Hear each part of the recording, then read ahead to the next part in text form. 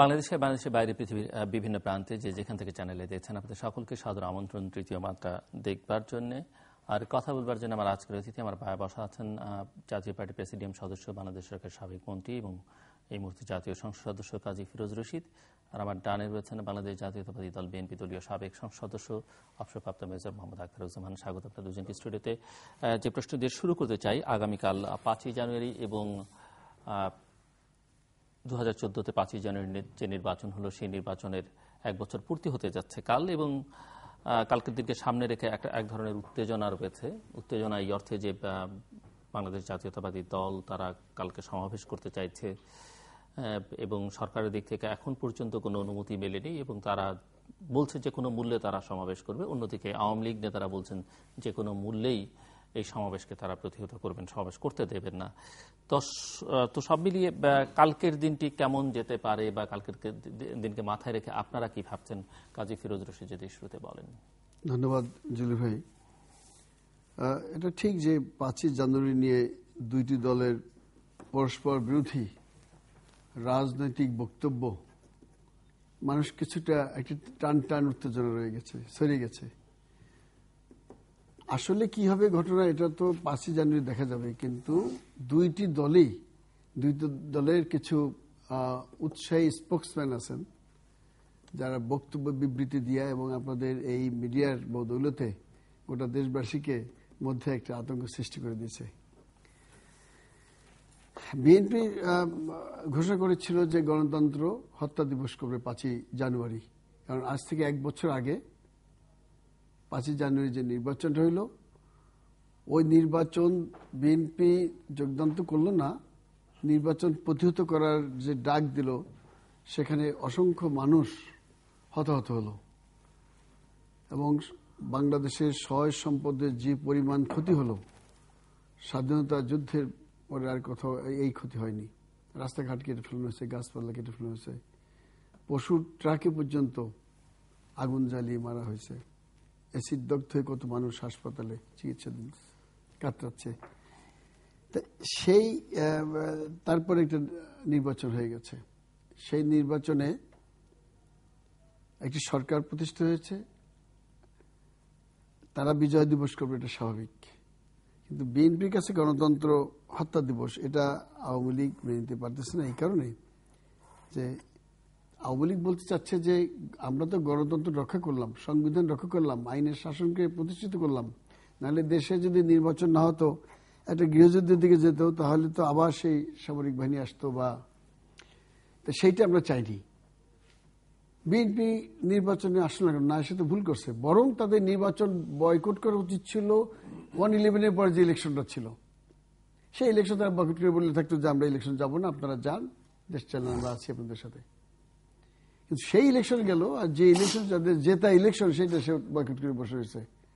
এই যে মানে কৌশলে তারা হেরে গেছে, এখন তারা যদি দেশবাসীর ঘাড়ে এই ঝামেলা চাপায়, মানুষ তো মেনে নেবে না।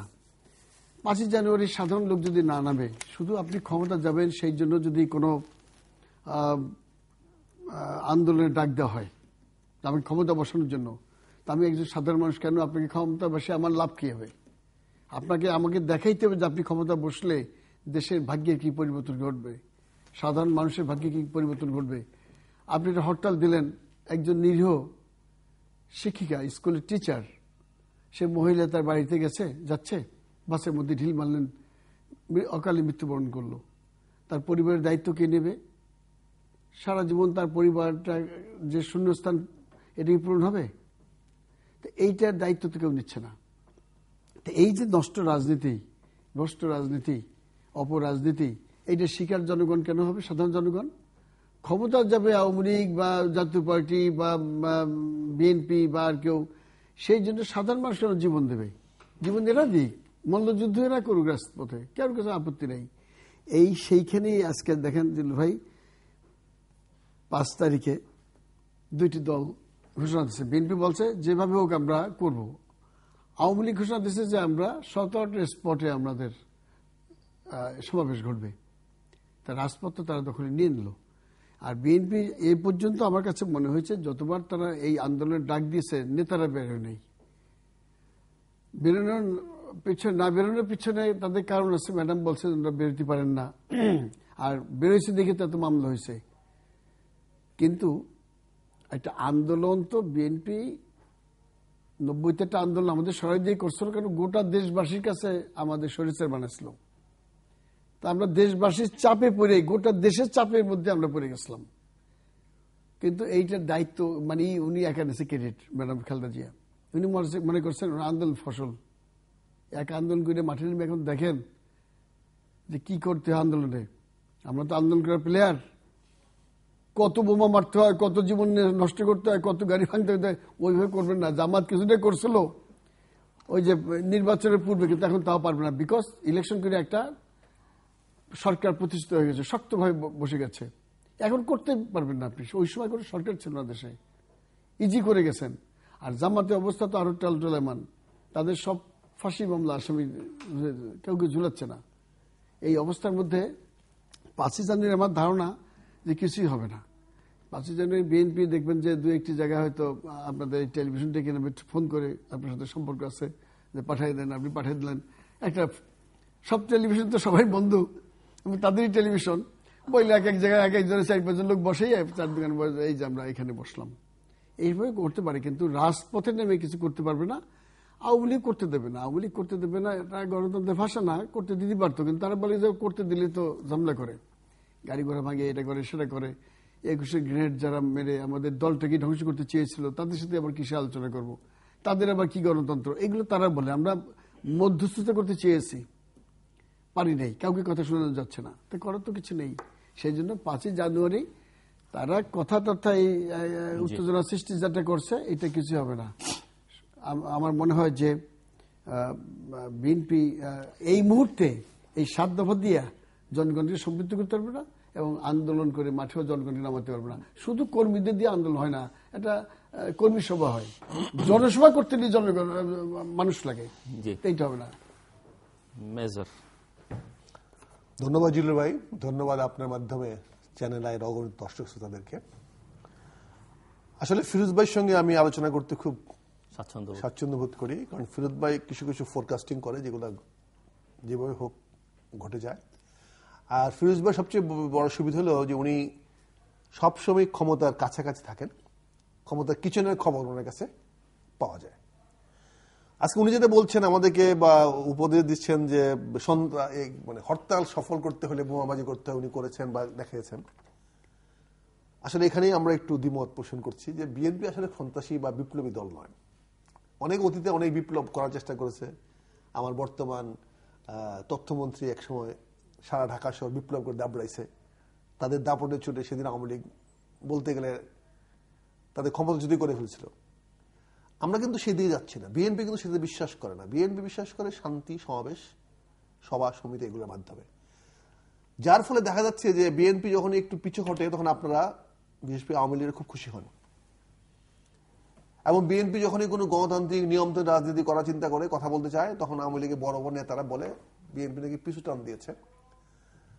সাম্প্রতিক আমাদের একজন অত্যন্ত গণতান্ত্রিক রাজনৈতিক নেতা তোফায়েল আহমেদ সাহেব মন্ত্রী হয়েছেন এখন অনেকদিন পরে, তিনি সম্প্রতি বলে বেড়াচ্ছেন যে এই সরকার, এই বিএনপি নাকি তাদের দাঁড়ে দাঁড়ে ঘুরে বেড়াচ্ছে আলোচনা করার জন্য, এবং আলোচনা তারা করবেন না, এবং বিএনপি পিছু হটেছে।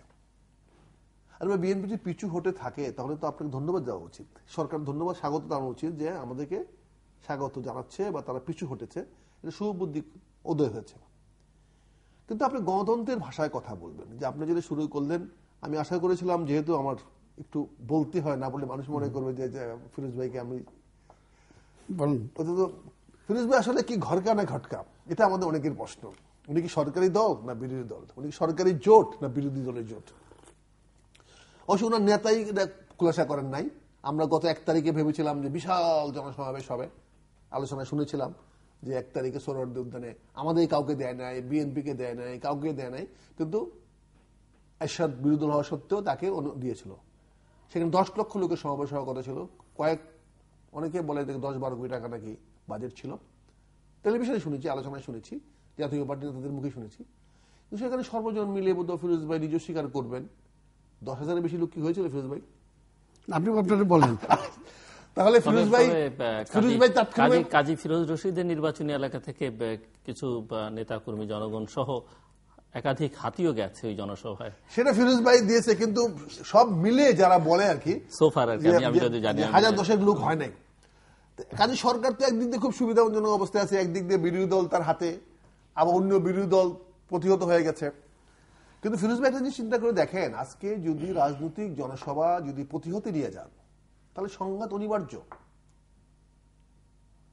এই সংঘাত যদি বিএনপি করতে চায়, কি সংঘাত বিএনপি করবে? মানে 5ই জানুয়ারির পর তো, মানে 5ই জানুয়ারির আগ পর্যন্ত চেহারা একরকম ছিল, সেখানে বিএনপির কতটা অবদান পজিটিভলি বলেন আর নেগেটিভলি বলেন, জামাতের কি অবদান সেটি অন্য বিষয়। 5ই জানুয়ারির পর তো পুরো চেহারাটা পাল্টে গেছে। এখন জামাতও হরতাল রেখে ঠিক সেই অর্থে মাঠে নামে না। এই লাস্ট হরতালে বোধহয় একটা গাড়ি পড়েছে, একজন মানুষ মারা গেছে, গত 1 বছরে কিছুই হয়নি।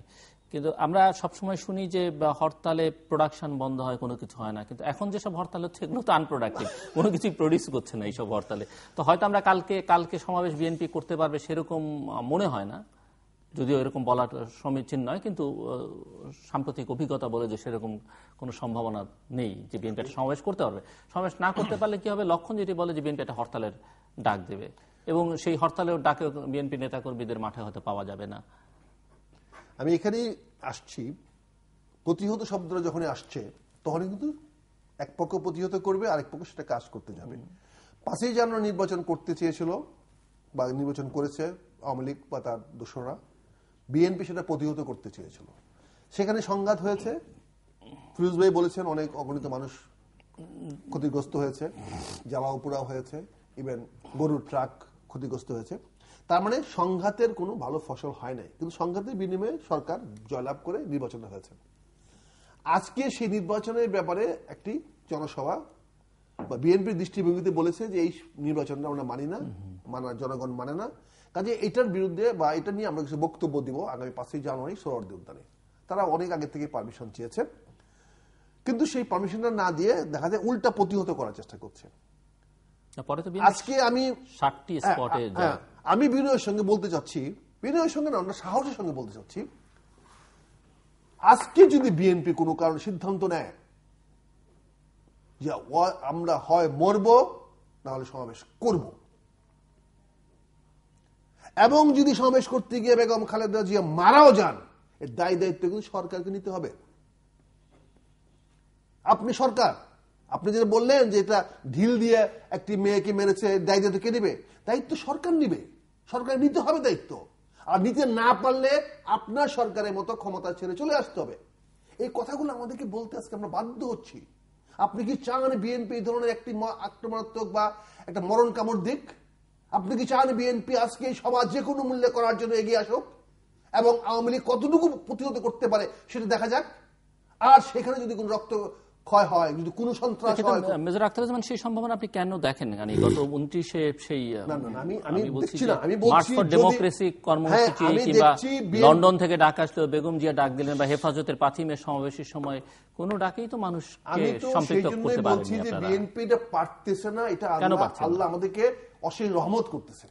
মানে বেগম জিয়ার মতো একজন জনপ্রিয় শক্তিশালী নেত্রী, শক্তিমান নেত্রী, তিনি ডাক দিচ্ছেন, কেউ নাচ্ছে না, তিনিও তো বাইরে বেরোতে পারেননি সেই মার্চ ফর ডেমোক্রেসি না বলেই তো আজকে বার হচ্ছে। তারেক রহমান আরেকজন আপনাদের উত্তর শক্তিমান নেতা, তিনি লন্ডন থেকে ডাক দিচ্ছেন। সরকার যদি এটা না পেরে এই ধরনের উস্কানিমূলক বক্তব্য না দিত, আজকে যদি তোফায়েল ভাইয়ের মতো ব্যক্তিরা, মন্ত্রী সাহেবরা যদি বলে যে বিএনপি দাঁড়ে দাঁড়ে ঘুরে বেড়াচ্ছে, যদি ওনাদের কাছে গিয়েও থাকে, এটা এইভাবে বলা উস্কানিমূলক নয়।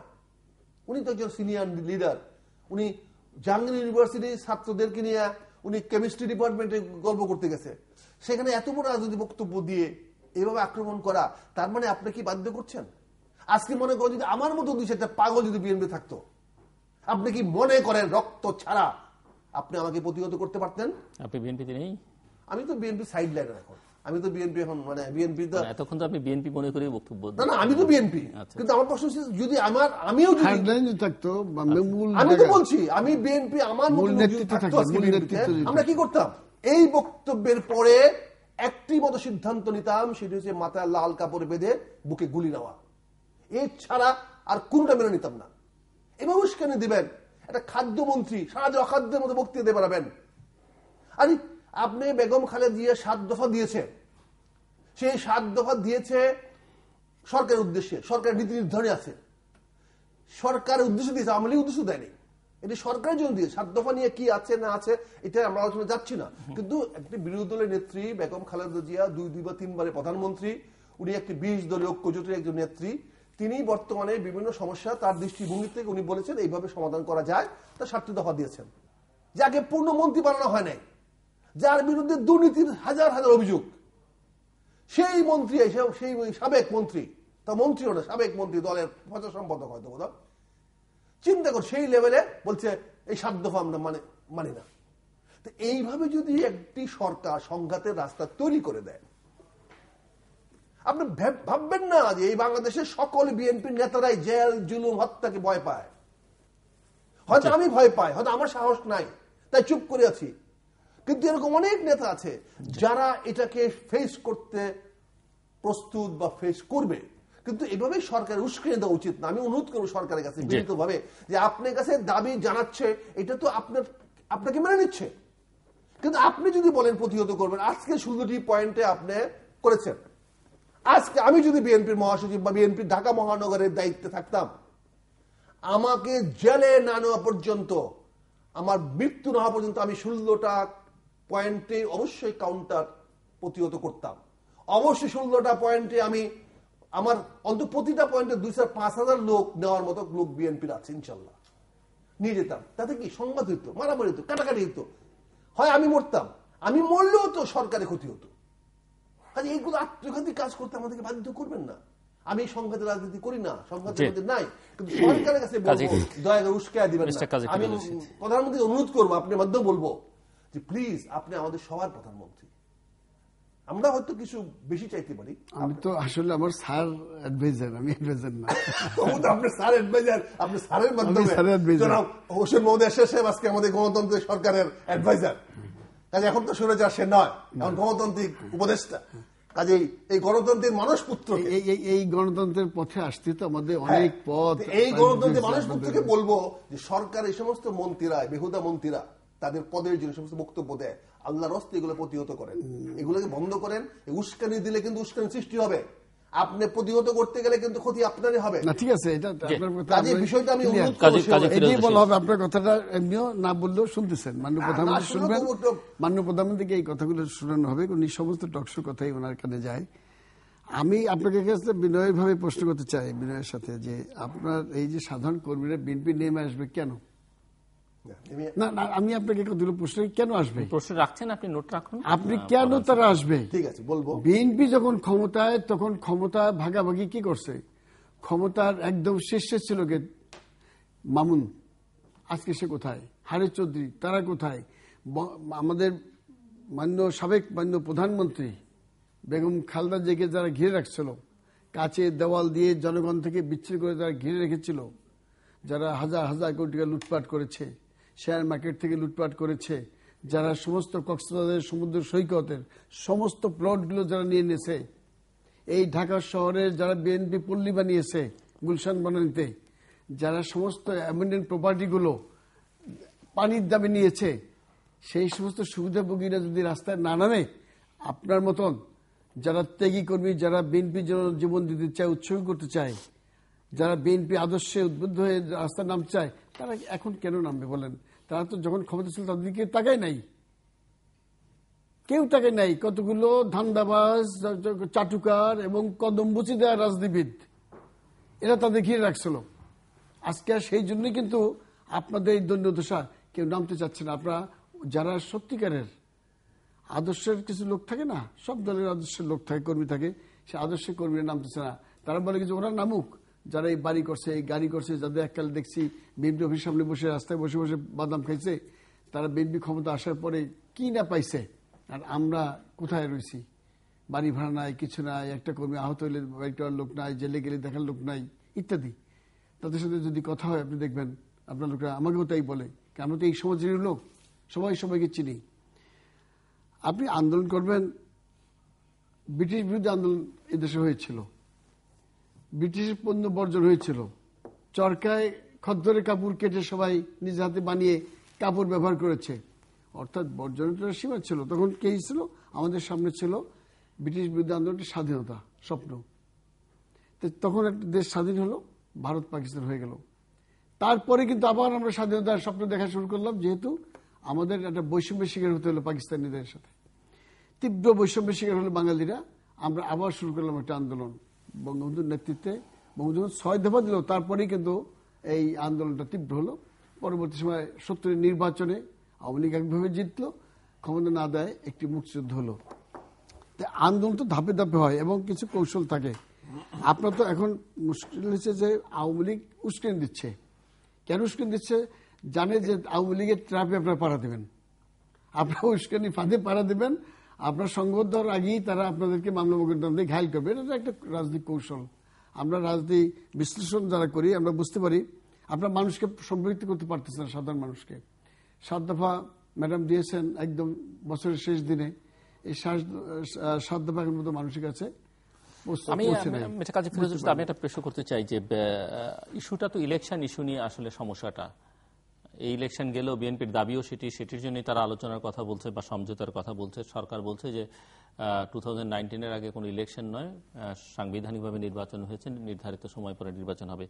কিন্তু এই যে ইলেকশনটা কোন প্রক্রিয়ার মধ্য দিয়ে হবে, একটি ন্যাশনাল গভর্নমেন্ট বা তত্ত্বাবধায়ক সরকার, এই জাতীয় কোনো বিষয় নিয়ে সুরাহা হওয়ার আগ পর্যন্ত আপনি কি মনে করেন যে এই অবস্থা থেকে কোনো নিষ্পত্তি মানে এই ধরনের আপনি আজকে একটা ইলেকশন দিলে সরকারের অধীনে হবে, এর বাইরে কোনো সমাধান আছে কিনা? না, এই সমাধান আছে। সমাধান তো সবসময় সমাধান তো একটি হচ্ছে আপনি চিন্তা করছেন সেরকম একটি সমাধান, আর একটি হচ্ছে যে বিএনপি আওয়ামী লীগ দুপক্ষ মেনে নেবে সেরকম একটি সমাধান। দুই পক্ষ মানার কোনো সমাধান নাই। এই কারণে এই অবস্থায় চলতে থাকবে। আমি একটা মনে করি জিল্লু ভাই যে এই অবস্থা চলতে থাকে মানে কি, আওয়ামী লীগের কাছে প্রতিমান হয়েছে যে বিএনপি রাষ্ট্রীয় ক্ষমতায় আসলে যদি তারা আলোচনা করে এবং তাদের সবকিছু মেনে নিয়ে একটা নির্বাচন করা হয়, নিরপেক্ষ তত্ত্বাবধায়ক বাদ দিলেন, নিরপেক্ষ একটি সরকারের মাধ্যমে একটা এজেন্সির মাধ্যমে একটা ইলেকশন করে যদি নির্বাচন করা হয় এবং সেই নির্বাচনে যদি বিএনপি ক্ষমতায় যায়, তাহলে আমাদের দেশের রাজনৈতিক যে অবস্থা, যে কলুষিত, একজন আরেকজনের উপরে শ্রদ্ধাবোধ নাই, বিশ্বাসও নাই, রাজনীতিবিদদের একে অপরের প্রতি অবিশ্বাস থেকে যা সৃষ্টি হয়েছে এখন, সেটা হচ্ছে যে কাউকে কেউ ক্ষমতা ছেড়ে দিতে যাচ্ছে না। ক্ষমতা ছাড়ার অর্থই হচ্ছে তাকে চরম ভোগান্তি হতে হবে, তার দলকে নিশ্চিহ্ন করে ষড়যন্ত্র হবে এবং আওয়ামী লীগ সব নেতাকর্মীরা জেলে যাবে, আরো অনেক চরম অবস্থা সৃষ্টি হতে পারে।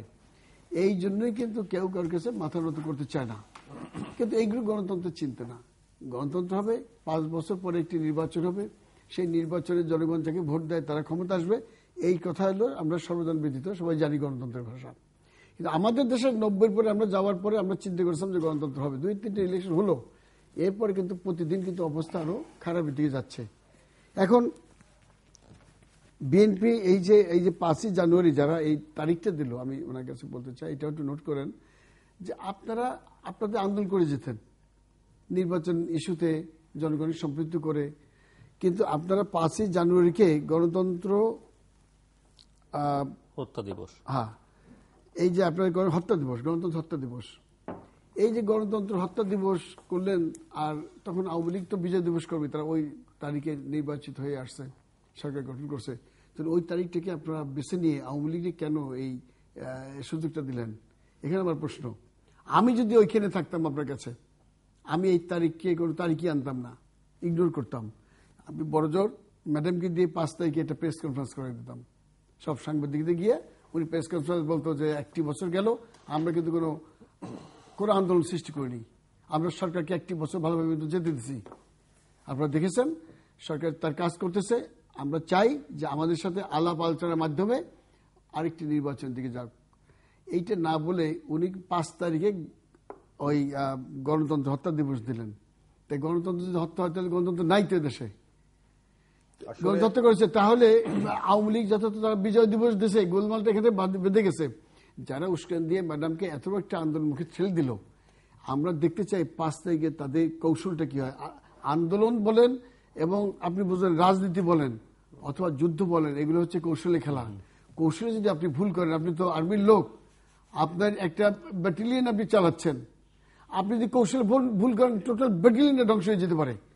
এখন ম্যাডাম একটি কৌশলে আমি দেখবো যে 5 তারিখে কৌশলটা কি আছে। এটা আমাদের 5 তারিখ তো কাল আমাদের দেখার বিষয়টা যে কি কালকে হয়। ভাই যে কথাটা বলছেন কৌশলটাই তো বড় জিনিস, রাজনীতিতে কৌশলটাই বড় জিনিস। এবং কৌশলের অংশ হিসাবে সন্ত্রাস হবে, যুদ্ধ হবে, হরতাল হবে, সন্ধি হবে, আলোচনা হবে। আসলে আমি ব্যক্তিগতভাবে আমি এমন একটা অবস্থার মধ্যে আছি, সেখানে না মনে কথা বলতে পারি। আমার তো অবস্থা তাই। আপনিও আসলে না ঘর কা না ঘাট, কাজে আমি না মনে কথা বলতে পারি, আবার না সবকিছু মেনে নিতে পারি। দেখেন, যখন 7ই নভেম্বর 8ই নভেম্বর জনসভা করতে দিল না সোহরাওয়ার্দী উদ্যানে, তখনই আমি ভাবলাম যে বিএনপি বোধহয় তৈরি হচ্ছে। তখন আমি একটা কথা বলেছিলাম যে লোহা গরম হচ্ছে, আঘাত করার সময় আসতেছে। দেখেন, আমরা 25শে ডিসেম্বরে যে 25শে ডিসেম্বর যে প্রোগ্রামটা দিয়েছিলাম গাজীপুরে, যেহেতু ঢাকায় আমার জনসভা ছিল না, এখানে দুইটা মাত্রা যোগ হয়েছিল আমাদের এই জনসভার মধ্যে। একটি হলো একটি তীব্র প্রতিবাদ আমরা দেখাতে পারতাম যে ঢাকা শহরে জনসভা করতে দিচ্ছে না, কাজেই ঢাকা মেট্রোপলিটন ম্যাজিস্ট্রেটের আলাদা পাওয়ার আছে জনসভা বন্ধ করার, যে পাওয়ারটা কিন্তু ডিস্ট্রিক্ট এসপিদের নাই, পুলিশের কাছে নাই, সেটা ডিস্ট্রিক্ট ম্যাজিস্ট্রেটের কাছে আছে। কাজে এটা আমি মনে করেছিলাম যে খুব পরিকল্পিতভাবে জনসভাটা দিয়েছে, যে গাজীপুর একটি শিল্প অঞ্চল, একসময় নারায়ণগঞ্জ যেমন দেশের ক্ষমতাটাকে নিয়ন্ত্রণ করতো, এখন গাজীপুরে যে কোনো মুহূর্তে যে কোনো জায়গায় কয়েক লক্ষ শ্রমিককে জড়ো করা, 2-4-5টা গার্মেন্ট ফ্যাক্টরি মালিকের সঙ্গে সম্পর্ক রাখতে হয়। 5টা গার্মেন্ট ফ্যাক্টরির মালিকের সঙ্গে সম্পর্ক রাখলেই 4-5 লাখ লোক অটোমেটিক চলে আসে। এবং গার্মেন্ট ফ্যাক্টরির মালিক অবচেতন মনে আমার সঙ্গে সহযোগিতা করে বলবে, ঠিক আছে আমার ফ্যাক্টরি আজকে বন্ধ রাখলাম। অন্য কারণে কত কারণে বন্ধ রাখতে পারে, ওই শ্রমিকগুলো নিয়ে আসতে পারে। একটা রাজনৈতিক একটা আগ্নেয়গিরি মুখ কিন্তু এখন গাজীপুর, আসলে এই এলাকাটা। 25 তারিখ জনসভা দিয়েছি, আমি জানছি 5 তারিখে আমরা বলছি গণহত্যা দিবস পালন করব। তাহলে আমার হাতে 10টা দিন সময় আছে চতুর্পাশে জনমত তৈরি করার জন্য। আমি ভেবেছিলাম 25 তারিখে সরকার একটা ভুল করে ফেলেছে।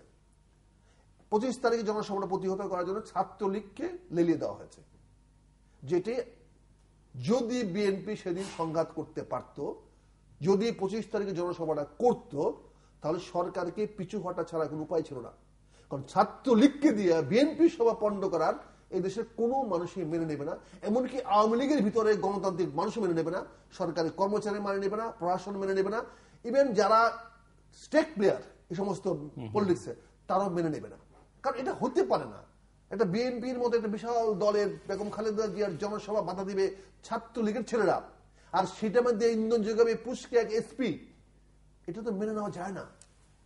আমি ভেবেছিলাম ওই দিন থেকে বোধ আমাদের আন্দোলন শুরু হয়ে যাবে, এবং সেই আন্দোলনে কিন্তু ধারাবাহিকতা ঢাকা শহরে এসে লাগতো 5ই জানুয়ারি। 5ই জানুয়ারি সরকার আমাকে অনুমতি দিবে না, এটি স্বাভাবিক, এবং এটাকে আমাকে ধরে রাজনীতি করতে হবে। কিন্তু আজকে দেখেন, এই যে আপনি বললেন না যে সমস্যা রয়েছে কি, সরকারের লোক তো আমার ঘরে অনেক বেশি, আপনার ঘরের চেয়ে আমার ঘরে সরকারের লোক বেশি। ম্যাডামের চারপাশে কিন্তু সরকারের লোক অনেক বেশি, তথ্য ওনাদেরকে নিতে হয় না।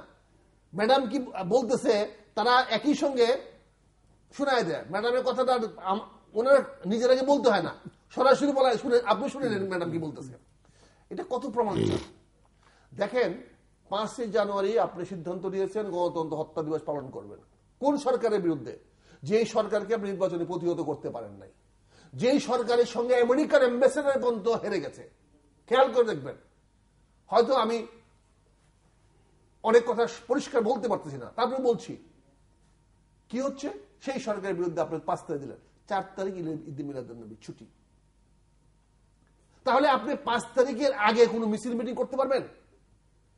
প্রস্তুতি নিতে পারবেন?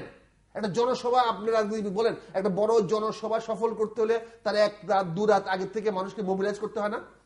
ফিরোজ ভাই বলেন, যে মোবিলাইজ করার দিনটা কোথায়? ঈদে মিলাদুন্নবী। তারপরে আপনি বলে বেড়াচ্ছেন গত 3 দিন ধরে যে 6, 7, 8 হরতাল দিবেন।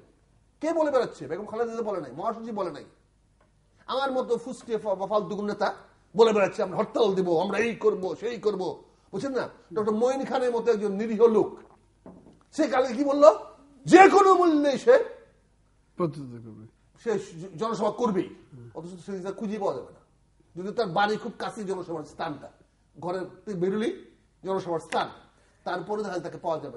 পাওয়া গেলে খুশি হবো, পাওয়া যেতে পারে, অনেক জনসভাই জান, কিন্তু উনার চরিত্র উনার ব্যাকগ্রাউন্ড দিয়ে কথা বলে না, এই অনুষ্ঠানমূলক কথা বলে না। তাহলে 6, 7, 8 উনি কিন্তু সব সমাবেশই থাকেন, যে সমাবেশগুলো করতে পারে সেগুলোতে থাকেন, যেগুলো করতে পারে। 6, 7, 8 আপনি হরতাল দেওয়ার তারিখ সিদ্ধ করেছেন, 9 তারিখ হলো বিশ্ব ইজতেমা।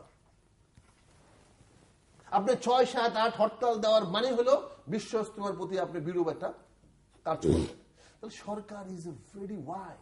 সরকারকে যারা রাজনীতির বাইরে আমি তো এই জন্য বলতে 5 তারিখে কেন বেছে নিলেন? হ্যাঁ, সরকারের পিছনে যারা অ্যাডভাইস করছে রাজনীতির বাইরে, আমার এই খাদ্যমন্ত্রী তুফাইল ভাই এদের বাইরে যারা অ্যাডভাইস করতেছে তারা কিন্তু অনেক অঙ্ক কষে হিসাব করে করতেছে। তার মানে 5 জানুয়ারি কিছু হওয়ার সম্ভাবনা আমি দেখি না। কিন্তু আমি বিএনপি সে বলতে পারতেছি না কথাটা। বললে আমাকে আমার কর্মীরা, আমার ভাইয়েরা আমাকে ভুল বুঝবে, বললে আমি সরকার দালালি করতেছি। মুশকিল হয়েছে যে আপনি যদি ভালোটা বলি তাহলে আমি সরকারের দালাল, আর যদি খারাপটা বলি বলে ও বেটা কি বুঝে।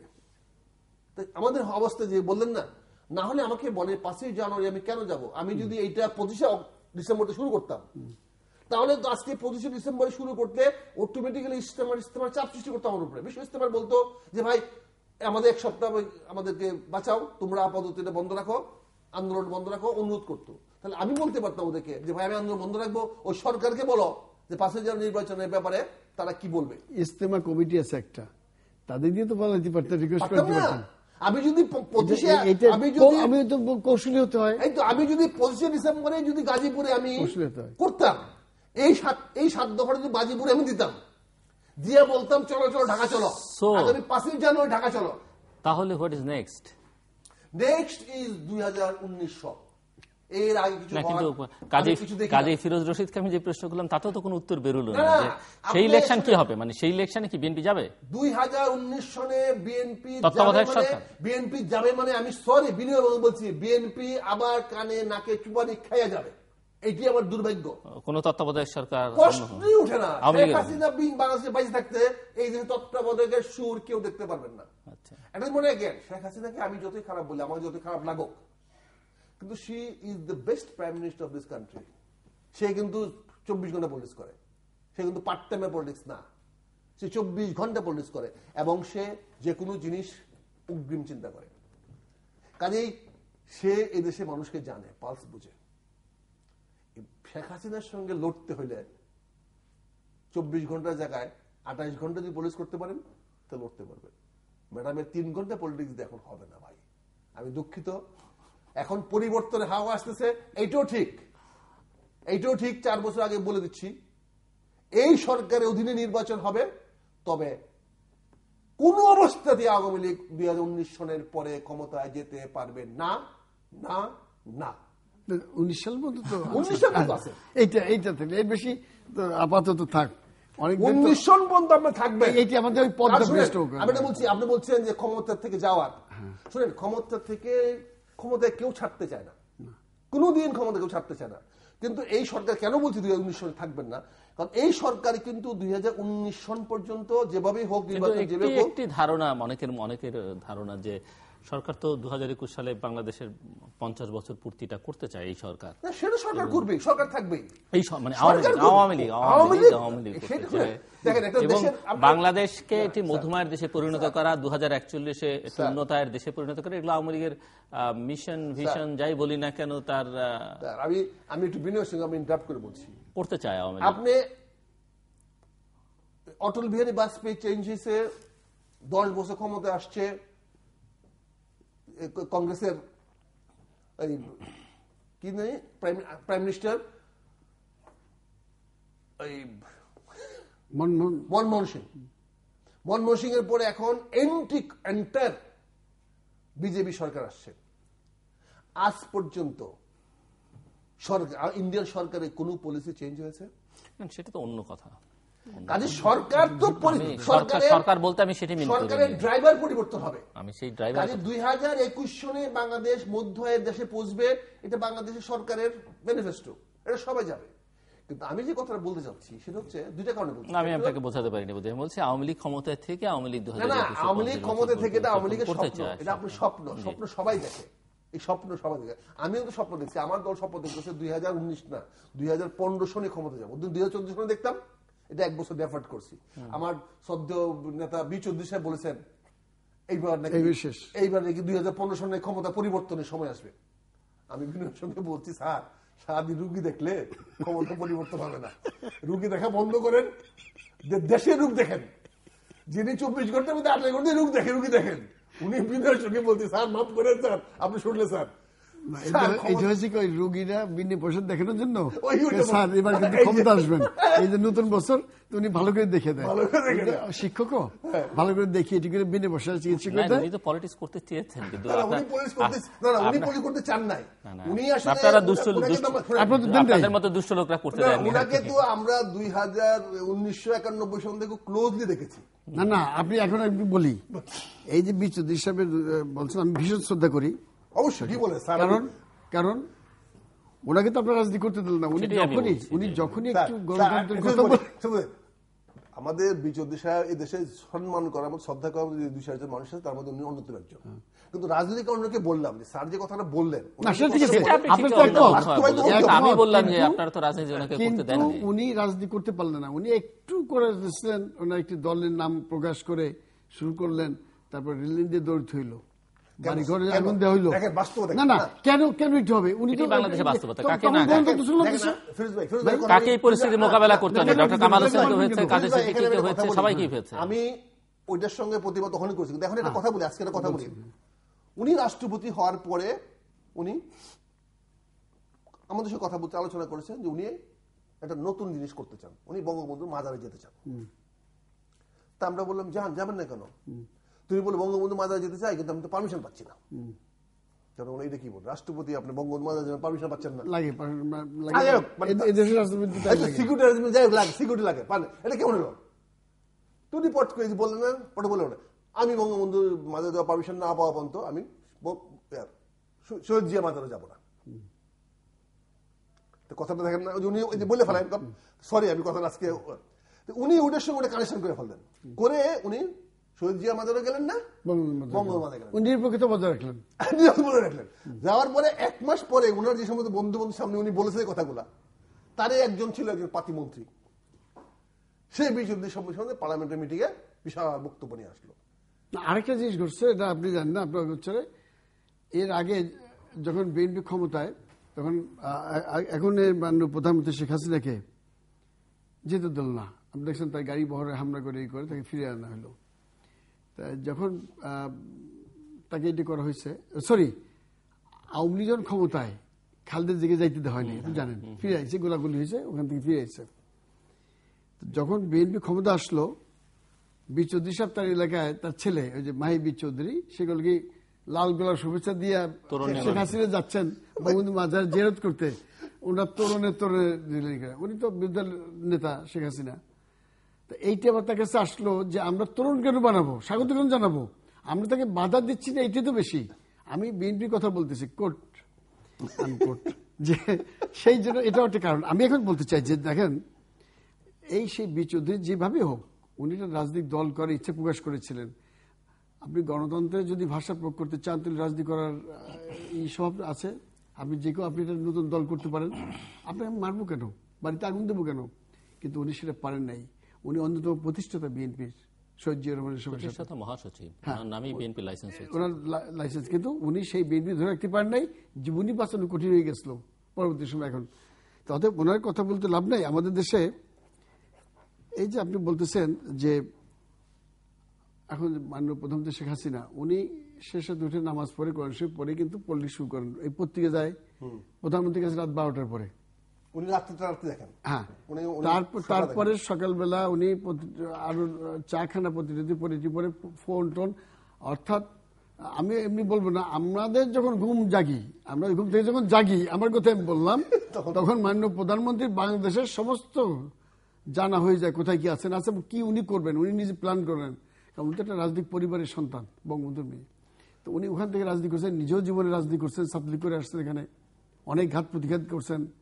তো আমি কারো পক্ষে বিপক্ষে বলতেছি না, এখান থেকে উনি শুরু করেন। তবে সে তো এমনি একবার এগিয়ে আছে।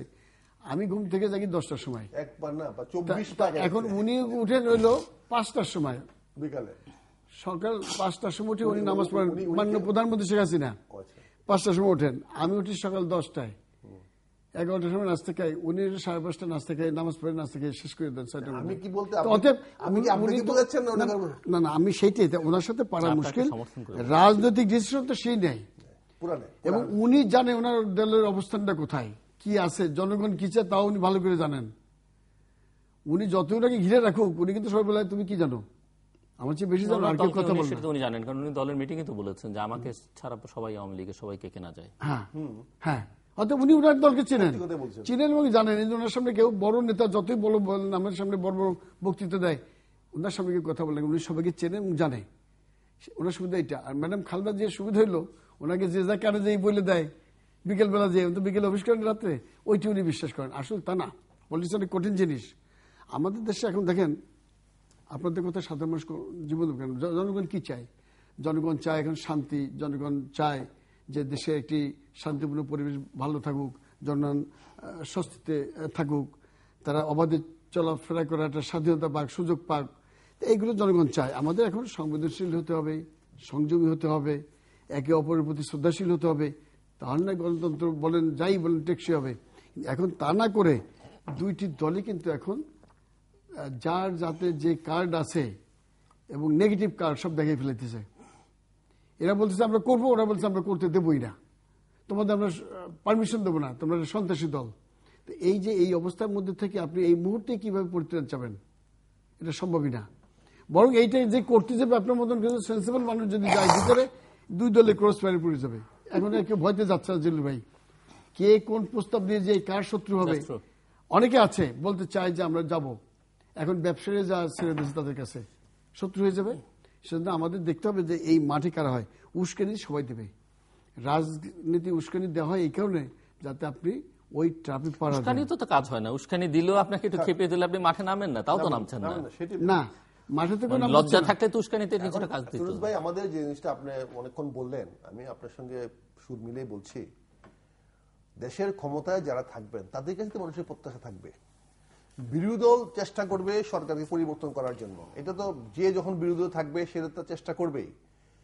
আমরা মানি বা না মানি, সংবিধান অনুযায়ী তো এই সরকার 5 বছর থাকবে, এই নির্বাচনটাকে আমরা প্রতিহত করতে পারি না। ওইখানে তো মুশকিলটা, মানে আপনি বলেন যে 5 বছর থাকবে, 2019 সাল ইলেকশন বিএনপি আসবি, বিএনপি নেক্সট ইলেকশনে কি আসবে আমার কোনো আপত্তি নেই, আল্লাহ রাব্বুল আলামিন জানেন, কোনো কারণে আসুক আপনারা, যদি আপনারা আসেন কোনো আপত্তি নেই।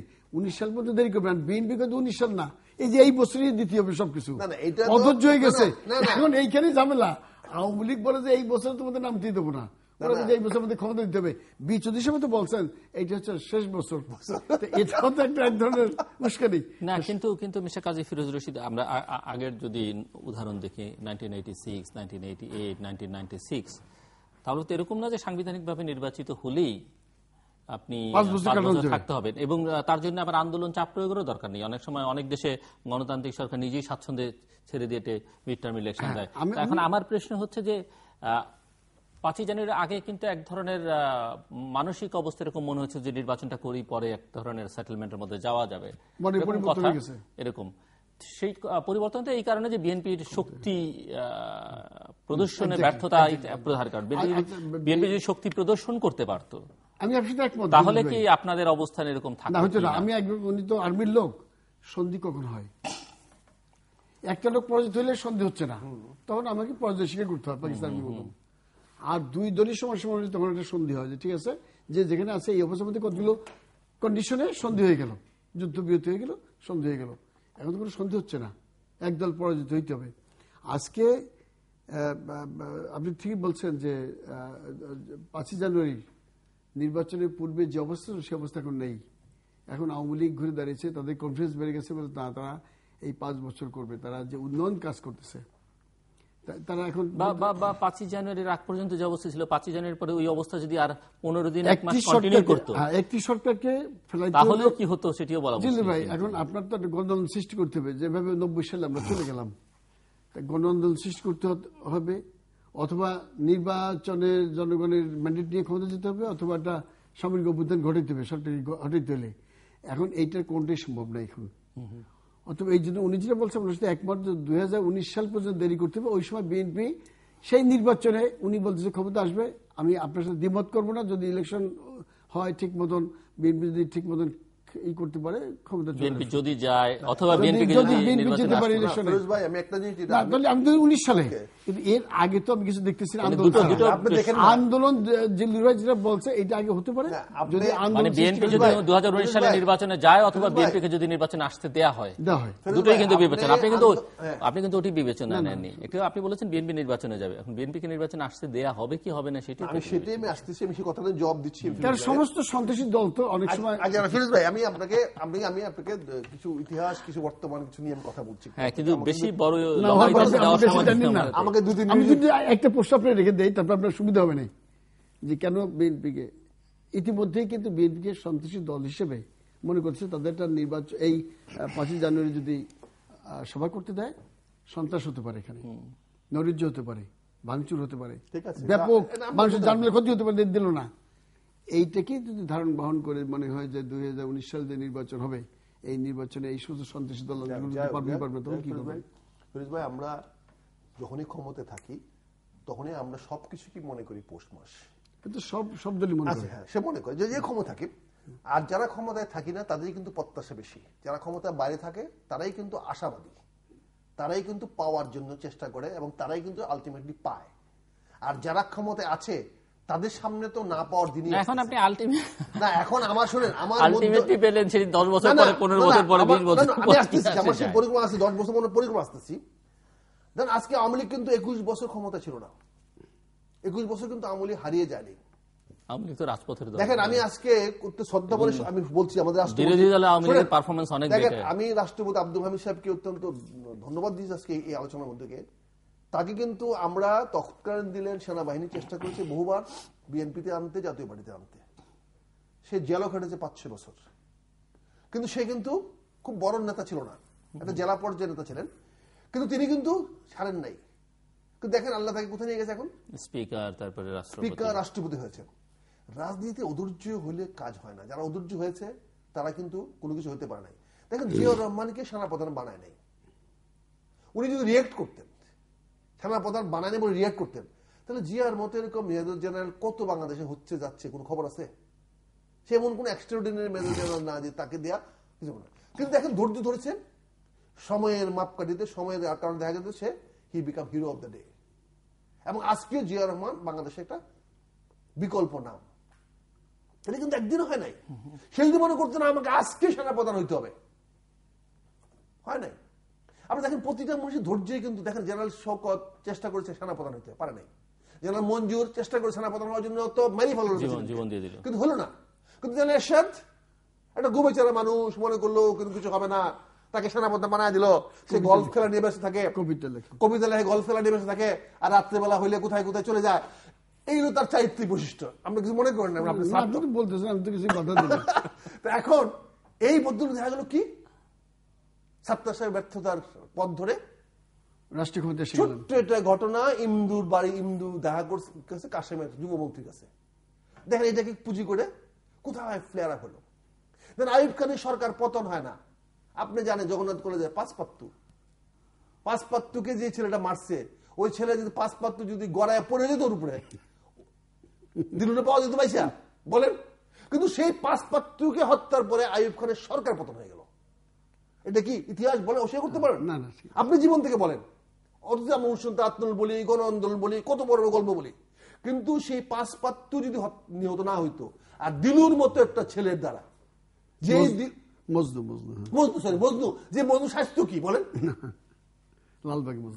লালবাগের মজনু এবং পাঁচপাত্তুর 4 ভাগের 1 ভাগও নাতা শহীদ। আর পাঁচপাত্তু তখন বাংলাদেশের সেরা বডি বিল্ডার, এবং তার মানে সাপ গলায় নিয়ে ঘুরে এরকম লোক।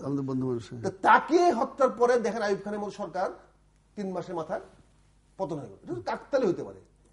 দেখেন এরশাদ সাহেব পতন করাতে পারছে না 9 বছর চেষ্টা করেছেন, সংগ্রামী চেষ্টা করেছেন।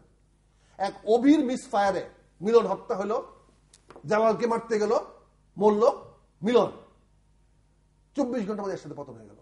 তাতেও হতো কিনা সন্দেহ আছে যদি জেনারেল নুরুদ্দিন খান মানে এক্স্যাক্টলি কি হয়েছে সেনাবাহিনী সরে না দাঁড়াতো, কারণ ওই যে তাহলে মিলনের হত্যাটা, নিরীহ মানুষের হত্যাটা জনগণ মেনে নিল না, সেনাবাহিনী ব্যাকফুটে চলে গেল, বলে নো। সেনাবাহিনী ব্যাকফুটে না গেলে এই তো সেনাবাহিনী ওর চাইতে মিলন হত্যা চাইতে অনেক বড় বড় ঘটনা কিন্তু এর আগে ঘটছে, কিন্তু এইটা তো ফ্লেয়ার আপ। মিলন আওয়ামী লীগে কেউ ছিল না, হ্যাঁ এটা তো ফ্লেয়ার আপ, দালাল ছিল বড় আরো বড় নেতা। এই জিনিসগুলো তো ফ্লেয়ার আপ। আজকে ধরেন চট্টগ্রামে গতকাল আসল ঘটনা যেটা জিল ভাই বলছে ওখানে আসেন, আসছি। আপনাদের যে রুট কোন জায়গা আমি আসতেছি, সেখানে না, সেইখানে সময় সেনাবাহিনী না তার উঠে আমি আসতেছি, অধৈর্য হন না, আসতেছি, অধৈর্য হন না। একদিন মিনিটে শেষ করতে সময় নেই। ওকে, আজকে দেখেন সমর্থন সরকারের ছাত্রলীগের ছেলেরা বাংলাদেশ রেলওয়ে, ঢাকা, চট্টগ্রাম এবং যত বিশ্ববিদ্যালয় যাওয়ার রেলওয়ের 16টা 16 কানেকশন কেটে দিয়েছে। 24 ঘন্টা চলে গেছে, আমাদের না এই স্বরাষ্ট্রমন্ত্রী সাহেব বিএনপি কে বলছেন সন্ত্রাসের জন্য অনুমতি দিবেন না। উনি বলেছেন কি, ওই যে অনেকে বলে যে শাহজাহানপুরের পাইপের মধ্যে যেরকম একটা বাচ্চা মারা গেছে, জিহাদ, তিনি নাকি আওয়ামী লীগকে, সরকারকে নাকি ওই পাইপের নিচে ফেলে দিয়েছেন। ওই পাইপটাকে তুলে আনতে হলে তাকে মৃত ছাড়া তুলে আনতে পারবেন না। এটা আমি বলি না, এটা মানুষ বলে। আজকে আমাকে বলেন এই 24 ঘন্টা চলে গেল, আপনি কোন অ্যাকশন নিয়েছেন? ফিরোজ ভাই, আপনি সরকারের লোক, ছাত্রলীগের ছেলেরা ট্রেন বন্ধ করে রাখছে, জিম্মি করে রাখছে, শেষ করতে হবে, জিম্মি করে রাখছে। আমি কেন অসংখ্য ধন্যবাদ, আমি 4 বছর অপেক্ষা করতে রাজি আছি, আপনি উস্কানি আমাকে দিয়েন না, দেব না। আর দুর্ঘটনা আপনি ঘটায়েন না। এই দুর্ঘটনা যদি ঘটে যায় বলা যায় না। বিএনপি চেষ্টা করতেছে, আসলে আমার বিশুদ্ধ হিসাবে বলেছেন যে এটা পরিবর্তনের বছর। আমি অনুরোধ করব, ঠিক আছে, বলতে আমি জানি, ইতিহাস আমরা জানি, কেমনি কি হয় জানি, জ্যোতিষীরা কি বলেছেন, জ্যোতিষীরা বলেছেন পরিবর্তন হবে, কিন্তু আমরা চাই না। আমরা চাই না, আপনি যখন চাইছেন আপনার 19 সালে নির্বাচন দিয়ে আপনাকে দিয়ে দেবো ক্ষমতা, আমাকে দিয়ে দেবেন না, কেউ দেয় না ক্ষমতা, আপনি নিয়ে নেন, কেউ দেয় না, আমার নিতে হবে না। এই পর্যন্ত শান্ত থাকেন, এই পর্যন্ত আমরা পদ্মা ব্রিজটা করি, এই দেশের জনগণই শুনেন, পদ্মা ব্রিজটা শুনেন, আপনি শুনেন, আপনি আমাকে কই দিতে না, না, আপনি শেষ করে দিচ্ছেন, আপনি বলি না, আপনি এর সাথে তো ব্রিজ করেছিলেন না, করছি করে কি হয়েছে? না না, আরেকজন ফিতে কাটছে, ব্রিজ আমরা ব্রিজ সমাপ্ত করছি বেগম খালেদা জিয়া, ফিতে কাটছে কে? শেখ হাসিনা। তাতে কি হয়েছে? যে বগুড়াতে, যে রংপুরে এখন আওয়ামী লীগ জিতে, বগুড়াতে আওয়ামী লীগ জিতে জয়লাভ করে, পাবনাতে এখন বিএনপি সিট পায় না, সে তো অবশ্যই, রাজশাহীতে সিট পায় না, একরকম যায় না, নাটক যায় না, হরে আগামীতে দেখবেন যে গোপালগঞ্জে বিএনপি সিট পাচ্ছে না, হতে পারে, আশ্চর্য হওয়ার কিছু নাই। আপনি আসেন গোপালগঞ্জ তো ওবায়দুর রহমানের বাড়ি, আপনি আসেন, আমি আপনাকে বলতে চাচ্ছি, আমাদের বাড়ি, আমরা আসেন, গোপালগঞ্জে ওনার বাড়ি, উনিও পেতে পারেন। আমি 30 শেষ করছি, আসেন আমরা একটা সহনশীল রাজনীতি নিয়ে আসি। এক্স্যাক্টলি, আমি সেটাই আপনার বেগম খালেদা জিয়া, শেখ হাসিনা তো লাস্ট প্রাইম মিনিস্টার নাই দেশে, আগামী দিনে আরো অনেক প্রাইম মিনিস্টার আসবে, এবং সেই প্রাইম মিনিস্টার ফিরোজ ভাইও হবেন না, আমিও হব না। এই ক্যান্ডিডেট আমরা স্বপ্ন ভাবি না, কারণ স্বপ্নে ভাবলেও আমাদের জীবন নিয়ে হানি হবে, পরিবর্তন হবে। তবে দুই প্রধানমন্ত্রীর মধ্যে আমরা একটা সুন্দর সম্পর্ক চাই। আমি আপনাকে সংক্ষেপে বলি, এইটা আমি অনুরোধ করব। আপনার কথা, আমাদের পতন ওই কে মরছে কে বাঁচছে এই জন্য হয় নাই, কোথাও আন্দোলন হয়েছে, আমি কোনো বড় আন্দোলন দেখিনি, আমি তো রাজপথেই ছিলাম, সবসময় রাজপথের লোক আমরা, কার কত শক্তি আছে তা আমাদের জানা আছে এই আন্দোলন করার। ওই সময় সেনাবাহিনী আমাদের উপর থেকে সমর্থন তুলে নেয়, এরশাদ সাহেব আমাদের সাথে আলোচনা না করেই একতরফা ঘোষণা করলেন যে উনি নির্বাচন দিবেন। এই জন্য সবাই বলল আমরা মানি না, রাস্তায় বেরিয়ে গেছে। আমরা তখন রাষ্ট্রীয় ক্ষমতায়, জনগণ রাস্তায় বেরিয়ে গেছে, সিরাজউদ্দৌলার পতনের মতো আমাদের পতন হয়েছে কাকতালীয় ভাবে। এই সেনাবাহিনীর আমাদের উপর থেকে সমর্থন তুলে নেওয়া হয়, নাহলে কখনো এই আন্দোলন করে ছুটে ফুটে আন্দোলন করে এই সুন্দর তাদের আমরা সাহস শক্তি জানি, কিছু করতে পারতেন না। আওয়ামী লীগের বিএনপি এক না, আওয়ামী লীগের জন্ম হয়েছে একদম একটা আন্দোলন সংগ্রামের মধ্য দিয়ে, এবং আওয়ামী লীগ সংগ্রাম করতে যতটা অভ্যস্ত, রাজপথে যতটা তারা দক্ষতার পরিচয় দেয়, রাষ্ট্রীয় পরিচালনায় ওই দক্ষতার পরিচয় তারা দিতে পারে না। আমি একদম সোজা সাপটা বলতেছি, আওয়ামী লীগ যদি আপনি আন্দোলনের ভয় দেখাইয়া এই ঘরে উঠে দেওয়ার ভয় দেখে করেন, ও গুলিতে ফেলে না, কিন্তু বিএনপি কিন্তু ঘরে উঠে যাবে, শব্দ হইলে আওয়াজ হইলে ঘরে উঠে যাবে। কারণ আওয়ামী লীগের নেতৃত্বে এই মুক্তিযুদ্ধ হয়েছে, আপনি করেছেন মুক্তিযুদ্ধ, কিন্তু নেতৃত্ব দিয়েছে বঙ্গবন্ধু, আওয়ামী লীগ। আজকে আপনি বলছেন, আমি আপনার সাথে একমত যে 2019 সাল পর্যন্ত অপেক্ষা করতে হবে, একদম এইটাই বিএনপিকে বুঝান। 19 সাল পর্যন্ত বিএনপি যদি এইভাবে অপেক্ষা করে, ভালোই করে, তো অনেক ভালো, জনগণ তার পক্ষে যেতে পারে। আবার এমন হতে পারে যে 19 সালে আরেকটি দল, তৃতীয় একটি শক্তি, রাজনৈতিক শক্তি তাদের উত্থান করতে পারে ভালোভাবে, যেখানে বিএনপির কোনো অস্তিত্ব আর খুঁজে পাওয়া যাবে না। সেটা যা হবে যাবে। স্বরাষ্ট্রমন্ত্রী সবকিছু বলছেন, দেখেন সমস্ত স্বরাষ্ট্রমন্ত্রী, এই স্বরাষ্ট্রমন্ত্রী আমাদের জগন্নাথ বিশ্ববিদ্যালয়ের ছাত্র ছিল, কলেজের ছাত্র, অত্যন্ত সজ্জন ব্যক্তি। তাকে যে কথা ফায়ার সার্ভিসের ডিরেক্টর জেনারেল বলছে যে স্যার এখানে অস্তিত্ব নাই, ক্যামেরা ফেলাইছে, সবকিছু ফেলাইছে, উনি ওইটি বলছেন। কোন স্বরাষ্ট্রমন্ত্রী কিন্তু এক্সপার্ট না, ওই গুহার মধ্যে নেমে তো দেখে আসে নাই। উনি একদমই ইনোসেন্টলি বলছে, বরং যারা ওনাকে দিয়ে এই কথা বলাইছে তাদের কিন্তু শাস্তি হওয়া উচিত। স্বরাষ্ট্রমন্ত্রীকে হবে, সরকারের পক্ষে উনি স্পোকসম্যান। কিন্তু এই সুবোধ বালকদের চাকরি যায় না, সুবোধ বালকগুলো ডুবাই দিয়ে যায়, কিন্তু দেশে ভালো করে যায় না। স্বরাষ্ট্রমন্ত্রী অনেক ভালো, আপনাদের স্বরাষ্ট্রমন্ত্রী যা করছে সে কথা আমি বললাম না। দর্শক, আজকে আমি তাই বলি না, ওনার কথা ফিরে আসি দিলু ভাই, যে এখন আমাদের সকলের অত্যন্ত একটি দুঃসময় যাচ্ছে। এই সমস্ত দুঃসময় কিন্তু জাতি সবসময় যায় না। আমি আপনাকে বলতে চাই যে সবাইকে সতর্ক থাকতে হবে, সজাগ থাকতে হবে। আমরা চাই দেশটা সকলের ধৈর্য নিয়ে অপেক্ষা করুন এবং দেশের একটি ভালো জিনিস আমরা চাই। 4টি বছর আমরা ভালো আমরা তৃতীয়মাত্রা সম্পর্কে আপনি লিখতে পারেন ডাক, ইমেল, SMS এর মাধ্যমে, ইন্টারনেট, আমাদের অফিসিয়াল ওয়েবসাইট অথবা সোশ্যাল নেটওয়ার্কগুলোতে যেসব পেজ রয়েছে সেসব পেজে আপনাদের মতামত রাখতে পারেন। আর আপনাদের মতামতে আমাদের অনুষ্ঠান তৃতীয়মাত্রা আপনি দেখতে পাবেন প্রতি বৃহস্পতিবার এবং শুক্রবার বাংলাদেশ সময় রাত 2টায়, বুধবার দুপুর 11:30 এবং শুক্রবার দুপুর 1:05 একবার আমন্ত্রণ। মিস্টার মেজর মোহাম্মদ আখতারুজ্জামান এবং মিস্টার কাজী ফিরোজ রশিদ, অসংখ্য ধন্যবাদ আপনার দুজনকে। দর্শক মণ্ডলী, আগামীকাল 5ই জানুয়ারি অনেক কিছুই হতে পারে, সেরকম একটা সম্ভাবনা, উত্তেজনা দুটো পক্ষ থেকেই, অর্থাৎ ক্ষমতাসীন পক্ষ এবং ক্ষমতার বাইরে যারা আছেন তাদের দিক থেকে তৈরি করা হয়েছে। কিন্তু মোটামুটি নিশ্চিত করে যেটি বলা যায়, শেষ পর্যন্ত কিছুই হবে না। তবে যেটি হবে, যে সিদ্ধান্ত উপনীত হওয়া যায় সেটি হচ্ছে যে আগামীকাল গণতন্ত্রের আরও এক দফা পরাজয় হবে। দর্শক, আমাদের সঙ্গে থাকবার জন্য অসংখ্য ধন্যবাদ। আপনাদের সবার জন্য শুভকামনা।